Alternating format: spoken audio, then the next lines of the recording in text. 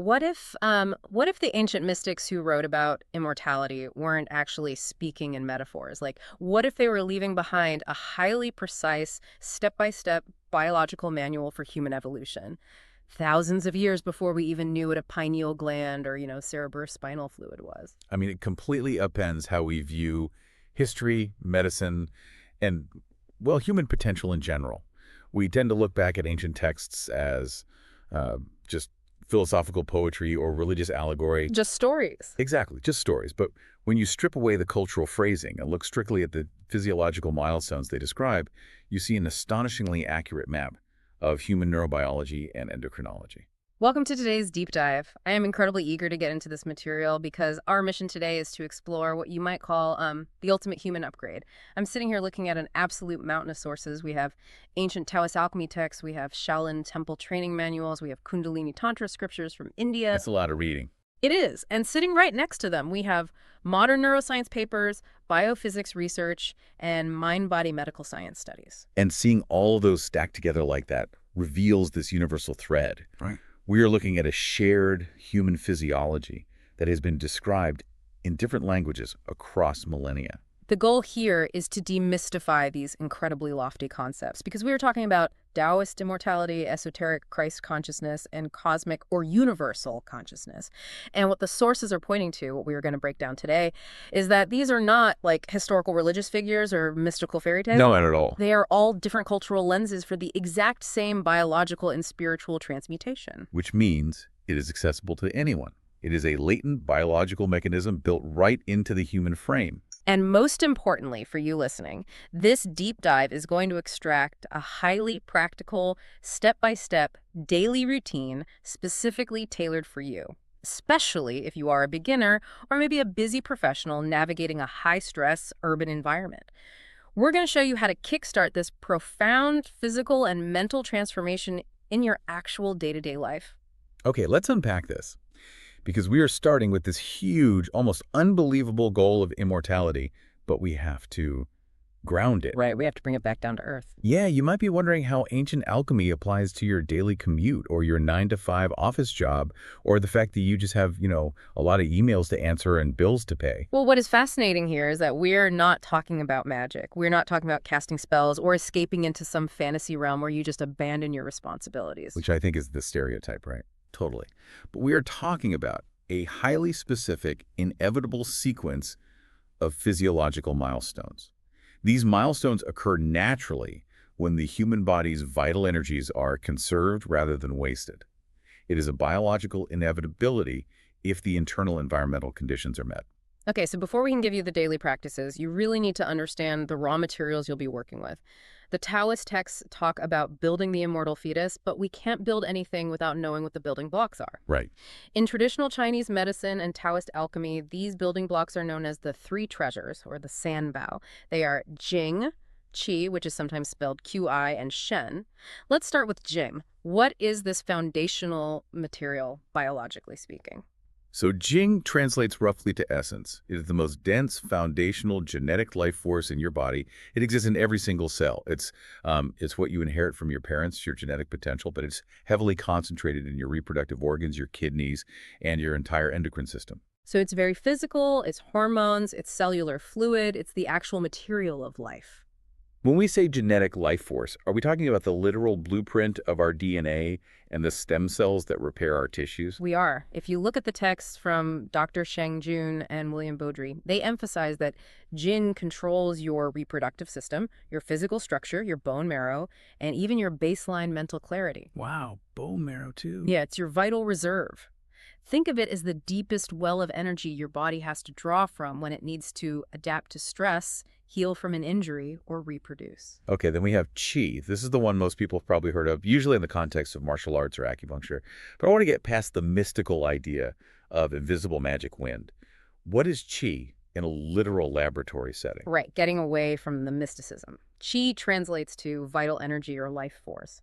If Jing is the dense, physical potential, like the structural battery, Qi is the dynamic, invisible force that actually animates the body. The actual sparks, exactly. In terms of your physical anatomy, it is powered and produced by the functions of the lungs and the spleen. The sources map this directly to metabolic energy, We were talking about ATP production in your mitochondria, the beta oxidation of fatty acids, and the literal bioelectricity moving through your nervous system and fascia. So it's the energetic currency your cells are spending every second just to keep your heart beating and your lungs expanding. You got it. And finally, we have Shen. Shen translates as spirit or mind. But we shouldn't think of it just as intellect, or like your inner monologue. Not just the voice in my head narrating my day. Right, not that. It is the most refined, luminous awareness or pure consciousness. It resides in the heart and the brain. When Shen is cultivated and strong, it doesn't express as a racing, anxious, calculating mind. It expresses as all-encompassing compassion, non-judgment, and deep wisdom. Now, what really stands out going through these sources is the cross-cultural synthesis, because we see these exact same three treasures mapped out in the Vedic traditions of India with, like, zero contradiction. It's amazing. In the Vedic and Ayurvedic traditions, Jing is known as Ohas. Ohas is associated with the water element, physical bliss, immunity, and deep vitality. Okay. And Qi is known as Prana, the wind element, the breath, the animating consciousness that moves through the nadis, which are identical to the Chinese meridians. And energy channels. Exactly. And Shen is Tejas, the fire element, the luminous beingness, and inner light.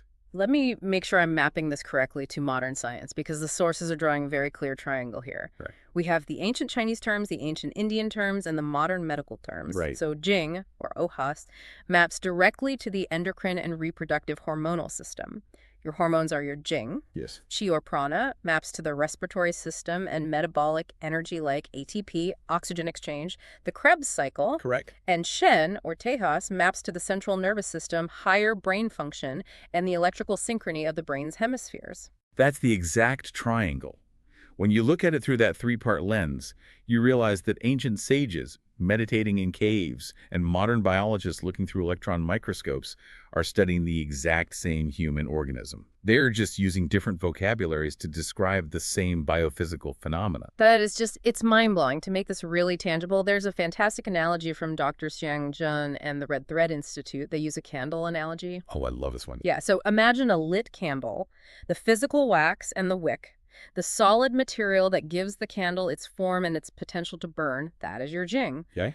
The burning flame itself, the energetic activity, the heat, the consumption of the wax, that is your Jing, and the radiating light that is given off by the flame illuminating the room, that is your Shen. The Red Thread Institute also uses the water state analogy, which is equally helpful for understanding how these aren't three separate things, but three states of the same underlying substance. Break that down for us. Sure. So Jing is like solid ice condensed, material, heavy, bound by gravity. Qin is like flowing water dynamic, moving, taking the shape of its container, coursing through your veins and meridians. And Shen is like expansive vapor or steam subtle, rising, pervasive, and capable of filling immense space. So bringing this back to you, the listener, if Jing is our physical wax, our genetic and hormonal bank account, does that mean our modern lifestyle is essentially burning the candle at both ends? I'd say it means we are aiming a blowtorch at the candle. A blowtorch. Wow. Truly. The root of so much modern suffering like fatigue, brain fog, chronic illness, anxiety, it comes down to this. If you exhaust your Jing through constant stress, overwork, poor diet, and sensory overload, you melt all your wax away way too quickly. And without wax. Without wax, there can be no flame. So if your Jing is depleted, you cannot produce healthy Qi. And without the flame of Qi, there is no light. You can never illuminate your Shen. Your consciousness remains dimmed, anxious, and stuck in a state of pure biological survival. If you have no wax, you get no light. That fundamentally changes how we view exhaustion. It's not just being tired. It's a depletion of the very substance required for higher consciousness. Which brings us to our very first practical step. Because if Jing is finite, and it acts as the crucial root of this entire alchemical process, then before we do any advanced breathwork or meditation, our very first mission has to be stopping its rapid depletion. You cannot fill a leaky bucket. Exactly. You cannot fill a leaky bucket. We have to talk about plugging the leaks. All the advanced yoga postures and silent retreats in the world won't help if your fundamental life force is constantly draining out the bottom of the container the moment you return to your normal life. Right. So the sources identify some very common modern lifestyle triggers that cause rapid energy depletion. We are talking about high-stress urban environments, chronic pain, overworking without rest, excessive emotional turmoil, and nutritional deficiencies. There is also a major emphasis on environmental toxins, specifically xenoestrogens. Let's pause on that. Why do xenoestrogens drain our jing? So, xenoestrogens are synthetic compounds found in plastics, pesticides, and many commercial body care products. They molecularly mimic the hormone estrogen in the human body. So they trick the body. Right. And because Jing is so intimately tied to your endocrine system, your hormonal balance flooding the body with artificial hormone mimickers creates massive confusion in the endocrine system. The body has to expend an enormous amount of metabolic energy, or qi, to process, detoxify, and attempt to rebalance the hormonal chaos caused by these chemicals. That effort directly drains your vital reserves. But beyond the environmental factors, the texts are very specific about internal behavioral drains on Jing, and they differentiate between the primary drains for men and for women based on structural biological differences. Yeah, this is a really important distinction. For men, the texts across all these traditions, Taoist, Vedic, Buddhist state, unequivocally that the most significant drain on Jing is excessive sexual leakage. Okay, let's get into this. The loss of seminal fluid and the accompanying physiological crash is viewed as literally giving away your vital essence. It takes an immense amount of vitamins, minerals, trace elements, and hormonal precursors to create seminal fluid. When it is constantly expelled, the body must divert resources from the brain, the immune system, and the bones to constantly rebuild that reproductive reserve. And for women, what is the primary biological and spiritual drain? For women, the primary drain is often described as extreme, emotional clinging, chronic overthinking, and the energy lost through the menstrual cycle, especially when that cycle is exacerbated by high stress. Interesting. The female hormonal system is incredibly complex and deeply responsive to emotional states. Chronic anxiety or emotional friction triggers the release of cortisol, which disrupts progesterone and estrogen balance, leading to a massive energetic expenditure. Let's talk about the spiritual challenges that accompany these biological realities, because overcoming this isn't just a physical act. It requires a profound mental shift. Men face this intense biological hurdle of sexual desire that leads to seminal and hormonal leakage. Women face the barrier of emotional and mental clinging that obstructs their inherent prajna, or wisdom. So how do we actually deal with this in the modern world? For men listening, what is the strategy? Are we talking about pure suppression? The sources offer a very precise psychological strategy, and it is absolutely not about puritanical suppression. Forcefully blocking a natural biological desire just creates internal tension, psychological shadow, and energetic stagnation, which is incredibly unhealthy. Right, you're just bottling it up until it explodes. Exactly. Instead, the texts advise a cognitive reframing. You remind yourself, sexual objects are just mental imagery. How does that play out in real time when the biological urge hits? When the desire arises, do not fight it, but do not feed it with narrative. You ignore the pulling sensations of the body and allow the thoughts to simply dissolve into mental emptiness. You observe the biological urge as a passing physiological weather pattern without acting on it or attaching a story to it. Just watching it happen. Right. Yeah. You let the cloud pass through the sky without trying to grab it, and eventually the neurochemical spike subsides. Now, what about the urban stress? The constant barrage of Slack messages, the traffic, the back-to-back Zoom meetings. The texts talk about applying traditional Taoist silence, but how do we apply that to a busy city life where we are required to interact all day? This is crucial for the modern professional. You have to cultivate a state of mental emptiness or non-conceptuality while performing demanding daily activities. This does not mean being brain dead, aloof, or unresponsive. It's not zoning out. No, it means engaging in your tasks without attaching ego-centered thoughts or emotional friction to them. Give me an example of what that looks like versus how most of us operate. Most of us write an email, and while writing it, we're worrying about how the recipient will judge us, feeling resentful that we have to do it, and dreading the next task. Guilty is charged. We all do it. But that emotional friction burns massive amounts of qi. Mental emptiness means you write the email, you attend the meeting, you analyze the spreadsheet, but you do it with pure operational focus. You don't carry the emotional residue of the interaction. You act efficiently, purely in the present moment. And the second the task is done, you return your mind to internal silence immediately. No dwelling, no replaying the conversation in the shower later. I love that. Acting without friction, slicing through the water without creating a wake. Okay, so we want to give you a beginner's morning routine. We promised a specific daily schedule combining sedentary meditation with active physical preservation. Imagine you are waking up tomorrow morning, living in a busy city, trying to preserve your jing. What is the step-by-step sequence? First, when you wake up, position yourself to face due east. Due east. Yes. This is a practice straight out of the Taitsi or embryonic breathing texts. Facing east aligns your biology with the rising sun. It's not just symbolic, it hits your circadian rhythm receptors, signaling your body that it is time to shift from the restorative yin state of night to the active yang state of day. Okay, then the texts say you should rinse your mouth and swallow your saliva. Now, let me push back on this. If I'm a skeptical commuter, swallowing saliva sounds a bit bizarre, or at least insignificant. What is biologically happening there that warrants it being a foundational alchemical step? It sounds insignificant until you look at the biochemistry of saliva. In Taoist alchemy, saliva is considered a highly refined bodily fluid, the golden water. Modern science shows us that saliva is packed with epidermal growth factor, immunoglobulins, enzymes, and specialized proteins. Wow. Okay. Furthermore, the physical act of conscious swallowing stimulates the vagus nerve, which runs from your brainstem down to your digestive tract. By consciously pooling and swallowing this fluid with intention, you're engaging the gut-brain axis, soothing the nervous system, and recycling vital enzymes back into the digestive fire rather than spitting them out. It's a closed-loop, energetic recycling system. That makes perfect sense. You're triggering a parasympathetic cascade right as you wake up. After that, you sit down for gentle breath work. Yes, and the key word is gentle. You don't want to start with anything overly forceful that spikes your heart rate or adrenaline. A simple box breathing technique is perfect. Inhaling for a count of 4, holding for 4, exhaling for 4, holding for 4, or the Wim Hof method, adapted to be restorative rather than activating. Why are we prioritizing this specific type of breath work for Jing preservation? The primary goal here is to balance the autonomic nervous system and heavily stimulate the parasympathetic response, the rest and digest state. You're fundamentally communicating to your biology. We are safe, we are calm, there are no predators.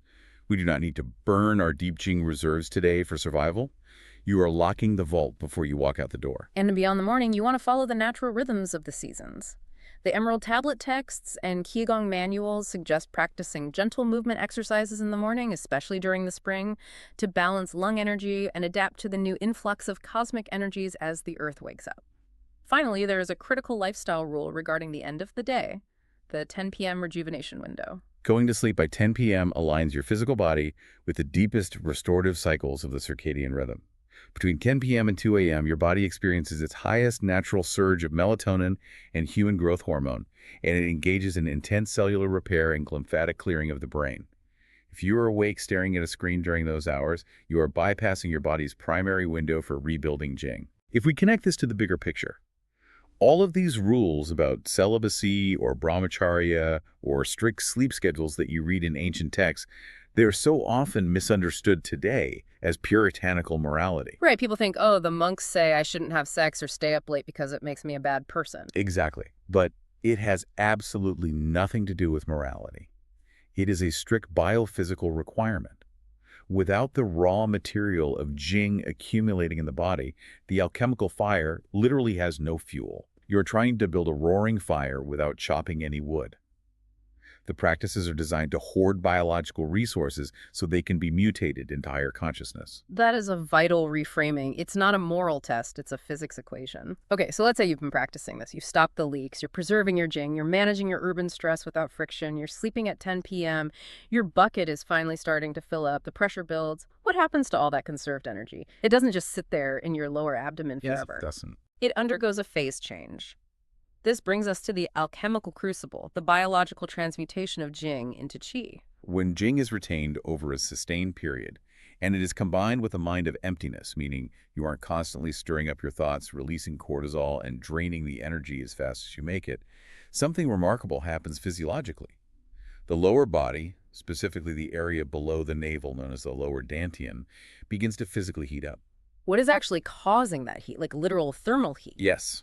The focused awareness and deep, relaxed breathing cause massive vasodilation in the gut and pelvic floor. Blood flow increases, cellular metabolism ramps up, and the parasympathetic nervous system engages deeply. In this high-energy, low-stress state, the hormonal and cellular essence, the Jing literally begins to vaporize into vital energy, which is Qi. William Beaudry uses this amazing environmental weather cycle analogy to explain this process. Think about how the weather works on Earth. The sun, in this analogy, is your Shen, your empty, luminous, focused awareness shining down. It shines down and heats the water in your body, which is the jing, your dense hormones and vital fluids pooling in the lower body. Right. As the sun heats the water evaporates into clouds. These clouds are the qi. The qi rises up the spine to the brain, where it condenses, and then it falls back down as rain. That rain represents endocrine secretions, dropping down the back of the throat and into the digestive system, completing the internal weather cycle. It's an incredibly elegant way to describe what is actually a very complex neuroendocrinological loop. The focused awareness generates a literal, measurable heat in the lower abdomen, which stimulates the release of stored bioenergy, sending it upward through the central nervous system. So how do you know if it's working? If I'm meditating on my couch, how do I know I'm not just imagining things? Our sources detail the earliest physical symptoms of successful Jing to Qi transmutation, so you aren't just guessing. The first major milestone is a state called Qing'an, which translates roughly to lightness and peace. It's a physiological precursor to true samadhi.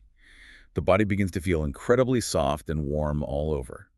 People describe a sensation of their bones feeling as if they have melted or disappeared, leaving the physical body feeling like an empty sack or as light as a feather. An empty sack, wow. Yeah, your limbs become remarkably flexible, and chronic physical pain or inflammation often simply vanishes because the qi is finally flowing through areas that were previously stagnant. And there are very specific anatomical changes depending on your biology. For men, the texts say you will experience a spontaneous retraction of the penis and a tightening of the scrotum. Now, let me interject because that might sound alarming to a modern man who equates outward sexual readiness with health. It does sound counterintuitive to our modern conditioning, but in this alchemical context, it is a sign of immense health and vital energy returning inward. The body is no longer preparing to expel its resources outward for reproduction. It is hoarding them inward for internal transformation.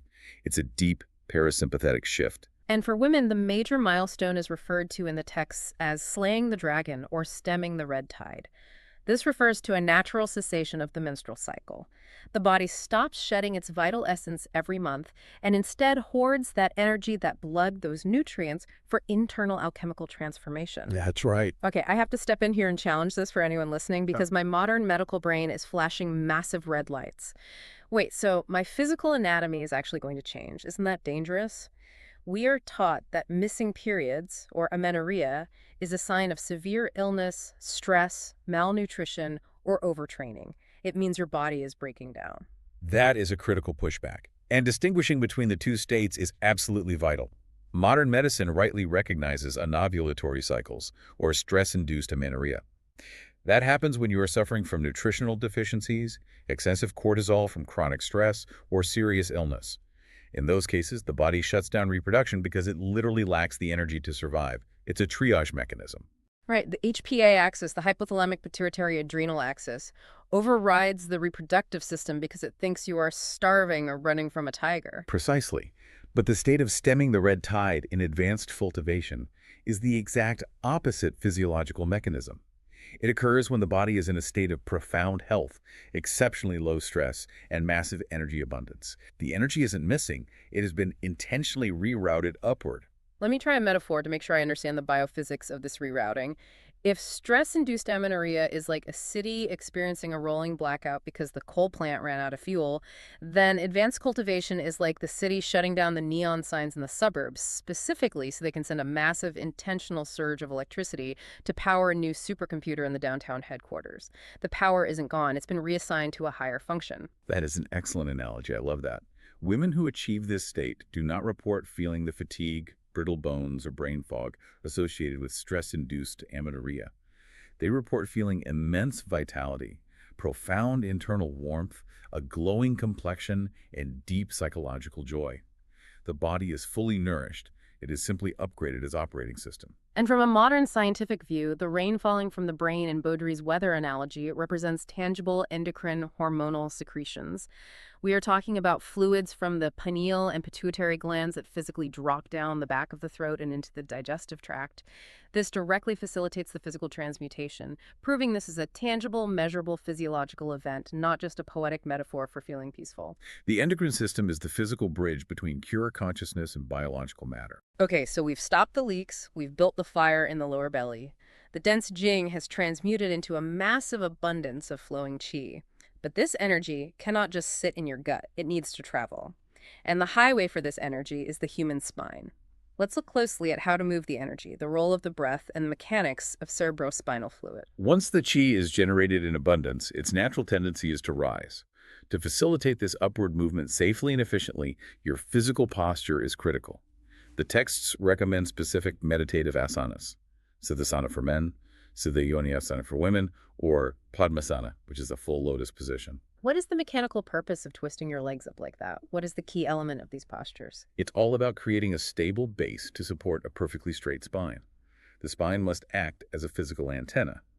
When the spine is flawlessly straight, meaning the natural curves are elongated and the vertebrae are stacked, the energy can flow unobstructed through what Taoists call the microcosmic orbit. The microcosmic orbit. Let's trace that path. It moves from the perineum, up the back of the spine along the governing channel, or tumai, all the way up through the neck to the crown of the head. Then it flows down the front of the body, along the conception channel, or genmai, moving through the chest and stomach, returning to the lower belly to complete the loop. And here's where modern mind-body science gives us an incredible insight into what is actually happening mechanically inside the body. How does modern neuroscience interpret this esoteric upward flow of energy? It views it as the mechanical, rhythmic pumping of cerebrospinal fluid, or CSF, up the spinal cord and into the brain cavity. This is the part that absolutely fascinates me. The ancient yogis felt a subtle, vibrating energy rising up their backs, and modern science puts an MRI on a meditator and sees a literal, physical fluid pumping upward. When you maintain a straight posture, engage the pelvic floor, and utilize specific deep breathing techniques, you dynamically alter the pressure in the thoracic and abdominal cavities. This pressure differential acts like a hydraulic pump, physically pushing the cerebrospinal fluid up the central canal of the spinal column. When this pressurized fluid reaches the brain, it bathes the tissue and heavily activates the lymphatic system. The lymphatic system being the brain's internal waste clearance system, which literally washes out metabolic waste like amyloid beta plaques. But it doesn't just clear the waste. The sources explain that this rising fluid delivers something the esoteric traditions call the sacred secretion, or the Christ oil. What is this oil biologically? This is where we bridge esoteric Christianity with advanced neurobiology. The Christ oil described in ancient texts is believed to be a potent mixture of endogenous DMT, high levels of melatonin, and various neurohormones produced by the pineal and pituitary glands. When the pressurized CSF bathes these glands, the mechanical pressure and the bioelectric charge stimulate the release of these potent neurochemicals directly into the brain, creating profound states of altered consciousness, visual illumination, and absolute bliss. But to make sure your brain can actually receive this cascade of neurochemicals, the sources suggest you need serious dietary support. Specifically, you need to decalcify the pineal gland. Over time, exposure to fluoride in water and environmental toxins can literally calcify the gland, building up calcium phosphate deposits that block these crucial receptor sites. The sources recommend supplementing with iodine, amla extract, chlorella, and turmeric. How does that work? Iodine, for example, displaces heavier halogens like fluoride and bromide from the body, helping to break down those calcified shells around the pineal gland. Chlorella binds to heavy metals to pull them out of the tissue. By cleaning up your diet, you are ensuring the hardware in your brain is actually capable of running the upgraded software. But what if you are a modern urbanite with a stiff lower back who sits at a desk all day? You can't just drop into a perfect full lotus pose for 3 hours and pump your CSF. Your hips won't allow it. The sources provide actionable techniques for beginners to bypass this structural limitation.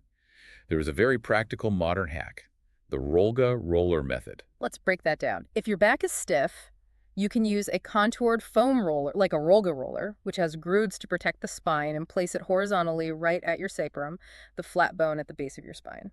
You lie on the floor in a supported bridge, pose with your hips elevated on the roller.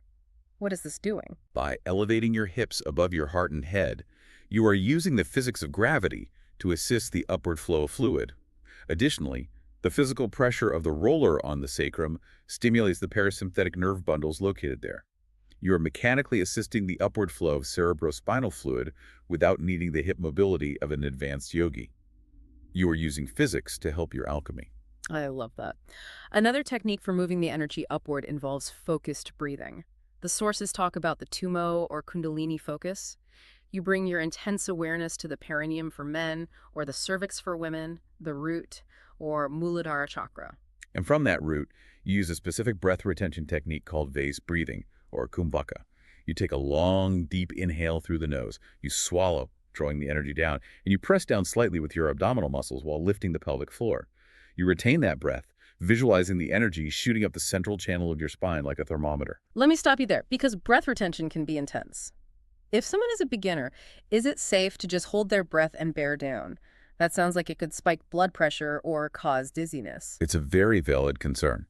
Beginners should never force Kumpaka to the point of turning red or feeling dizzy.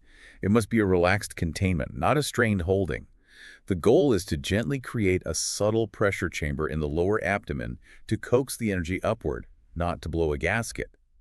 Over time, as the nervous system adapts, the breath holds naturally become longer and completely effortless. And as you practice this safely, and as chi literally fills the body, you will encounter one of the most profound, mind-bending, advanced milestones. Respiratory cessation, or what the Taoists call The cessation of external breathing, your breath just seems to stop completely. Wait, if the breath stops, how do we stay alive? If I stop breathing right now, I pass out in a minute and eventually die. This raises an important question.